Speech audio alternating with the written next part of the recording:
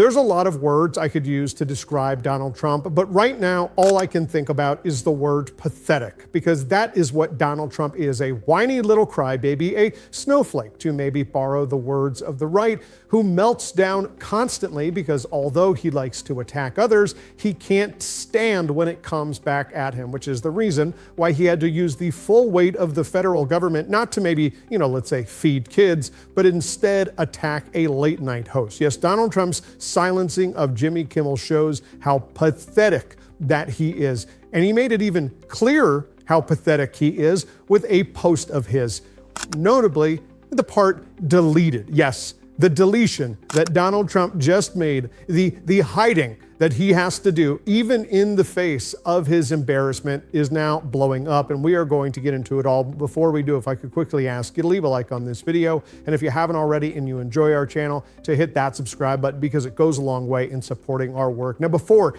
we see what Donald Trump had to delete because he is just so pathetic, I want to start with some wise words from just a little bit ago from Jon Stewart, calling out the attack we see on comedy that is so important in this moment. Comedy doesn't change the world, but it's a bellwether. We're the banana peel in the coal mine. When a society is under threat, comedians are the ones who get sent away first. It's just a reminder to people that democracy is under threat. Authoritarians are the threat to comedy, to art, to music, to thought, to poetry, to progress, to all those things. It's never been all that is a red herring. It ain't the pronoun police. It's the secret police. It always has been, and it always will be. And this man's decapitated visage is a reminder to all of us that what we have is fragile and precious. And the way to guard against it isn't to change how audiences think. It's to change how leaders lead. This is an administration of hypocrites. This was the anti-war ticket that has only gotten us into more conflicts and refuses to live up to the promise of ending a war in Ukraine. Certainly, Donald Trump doesn't care about the ongoing genocide in Gaza, which he is aiding in because he's Netanyahu's bitch. But no, this is an administration of hypocrites. Every promise is an opportunity for Donald Trump to either turn his back or to change his mind completely. And it seems like free speech, of course, is the issue of the moment where we're seeing that. And even the right is starting to recognize that not only did Donald Trump lie to them, but he never gave a shit. Because of course he doesn't give a shit. That is the only thing Donald Trump is reliable for, not actually holding up his word, except if it is the word attack. Attack his political enemies at all costs. And Tim Walz, someone familiar with that attack from Donald Trump, made it pretty clear what the end goal is. And it's being done because this is a weak, thin-skinned man who's failing as a president. All of the things he promised are not happening, and this is exactly what dictators do. It's our most cherished freedom to point out very clearly this is a terrible president and a terrible human being who is doing nothing to improve the lives of Minnesotans. This is not just another one of Donald Trump's tantrums. And I think it's important to keep that in mind, especially when we see what he just deleted, because Trump is always going to be caught up in what is under his skin. Donald Trump is the prisoner of whatever moment he exists in. He usually does whatever is the last thing he hears from whoever it is around him in his ear. Often that's Stephen Miller and his ill-fitting suits, or Laura Loomer, who I would say they're sleeping together, but then she'll sue me, and Kash Patel and the feds will bust down my door. So I didn't say that. I did allude to it though. But Donald Trump is always going to go after his enemies, which is why these corporations are so idiotic to give this man not an inch, but a mile, and then he'll just take the rest of the road, because they know once he's successfully bullied them, they're going to continue to capitulate, which is why Donald Trump's pathetic, just imbecilic, idiotic, always aggravated self can't even stand criticism in a post that he was mocking. A part that he had to delete is making Donald Trump the embarrassment once again of the night, as we can see in this article right here. Donald Trump chickens out while trying to snub Jimmy Kimmel. Donald Trump crowed about his victory over longtime nemesis Jimmy Kimmel, but left one important part out. Trump shared an edited clip on Truth Social on Thursday from the 2024 Academy Awards hosted by Jimmy Kimmel, but he deleted the part of the video where Kimmel made a joke at the president's expense. Jimmy Kimmel, just before announcement of the Best Picture of the year, felt that he had to respond to a truth put out by me toward the end of the show, Trump wrote. He made a total fool of himself, his wife and agent, begging him not to do it, while also proving to be one of the worst hosts in history of the Academy Awards. Watch the clip. In the footage, Kimmel is reading out a Truth Social post from Trump at the time where the president derided his hosting efforts, asking, "Has there ever been a worse host than Jimmy Kimmel at the Oscars?" His opening was that of a less than average person trying too hard to be something which he is not and never can be. Get rid of Kimmel and perhaps replace him with another washed up but cheap ABC talent, George Slopadopoulos, Trump wrote. Also, a really bad politically correct show tonight, and for years disjointed, boring, and very unfair.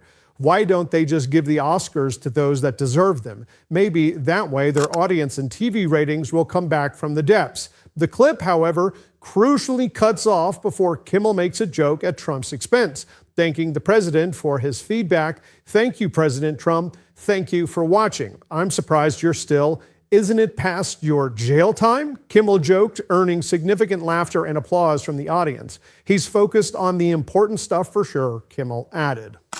Even when Donald Trump is posting a clip of Jimmy Kimmel, he is so insecure that he has to delete the end portion of it in which he is mocked.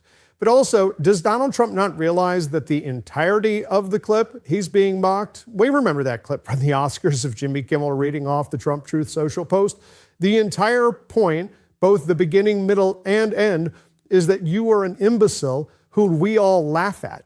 And if you can't recognize that, well, you're probably Donald Trump, with a brain so broken, not only because it's always been made of pudding, but because it is quickly deteriorating. And we saw that play out in one of the grossest examples of Donald Trump's cognitive decline, because it shows how little he cares about anyone, but also how little he understands, when he was asked, of course, in the wake of the Charlie Kirk shooting, about political violence against Democrats, something Donald Trump not only doesn't care about, but quite frankly, doesn't even acknowledge. And when he was asked about the former Speaker of the Minnesota House, Melissa Hortman, and why he didn't lower the flags for her, why he didn't care about her, why he could barely offer up a non-condolence tweet after she was shot, Trump responded, "Who?" He didn't know, showing how little he cared.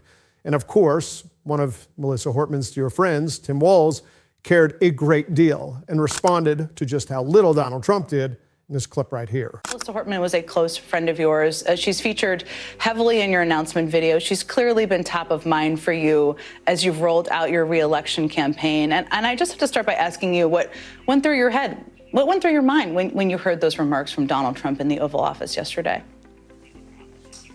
Well, Jen, it's good to see you, and thank you for asking. It's been pretty traumatic in Minnesota, and I think Minnesotans, certainly every Minnesotan knows Melissa Hortman's name, and most decent people do. What goes through my mind is nothing surprises me. There's no compassion, there's no empathy in this man, and there's no sense of governing for the whole country. We had a horrific act of political violence and the loss of an exceptional human being, a mom. It's hard to explain to people, and it gets reduced to a footnote, this beautiful life, this big life, Melissa, Mark, Gilbert, Melissa, she fostered and helped train service dogs, and Gilbert failed, and she told me on a wink that she said, "I want him to fail so he could stay with us." And just a decent person, and probably one of the most skillful legislators I've ever worked with.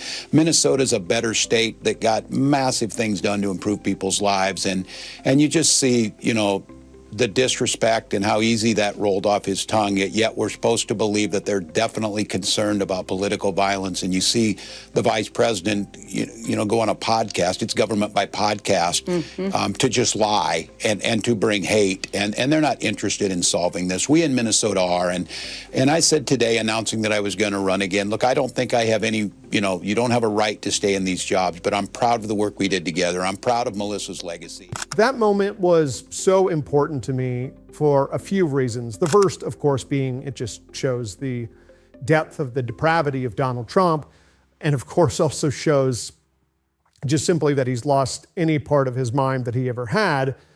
But also it makes the point that I have been making since the day of the shooting of Charlie Kirk, that Donald Trump doesn't give a shit. Neither does J.D. Vance. Well, J.D. Vance does for personal reasons, not the personal reasons of losing a friend, but because we knew Charlie Kirk was a big supporter of J.D. Vance and would often say that what was so important to him was getting him elected in 2028, making him the nominee, the thing that J.D. Vance craves above all else, power, willing to turn on his friends, on his values, if he ever had them, his family, sell out his town where he grew up. That is what J.D. Vance lost that day. He lost a supporter, not a friend. He lost a ticket to more power. That is why he is upset. He's not grieving a buddy, he's grieving an opportunity. That is the depravity of these people. They don't care. And so for them to ask us for faux outrage, because I'm not outraged, I'm not, of course I condemn political violence, but I don't need to say that. I don't need to qualify anything because I think the steps that we all have taken to fight back against this incredibly disturbing political climate in which Donald Trump is pardoning cop-eating insurrectionists, the steps that we've taken to vote for, organize for, fight on behalf of common sense gun violence prevention, laws that would actually keep people safe, we don't need to condemn. We don't need to put out statements. You shouldn't have to. You're not an elected representative, unless you are and you're watching, which I still think. I don't know. It's kind of up in the air. They are not owed that from us. We owe them nothing because they don't care. They are fundamentally grifters above all else, looking for money, for power off of their idiot audiences who, much like Donald Trump has his entire political career and Charlie Kirk did through his, used for profit and their own gain, saying inflammatory remarks to lost people for dollars and for power. That is what they are after. These people do not care about their audiences. They do not want to shape their lives to be better. Nay, they want to isolate them, to keep them watching, to keep them sending the checks, to keep them voting, and to keep them scared. So, do you want to ask me to care about Charlie Kirk? Fuck no. Sorry, that's my answer. And it's going to continue to be as we continue to call them out. And if you want to support us doing that on this show, as always, you can hit that subscribe button, leave a like on this video, and if you're stuck around to the end, drop a blue heart in the comments. Keep on fighting. Don't let them silence you. And until next time, I'll see you soon.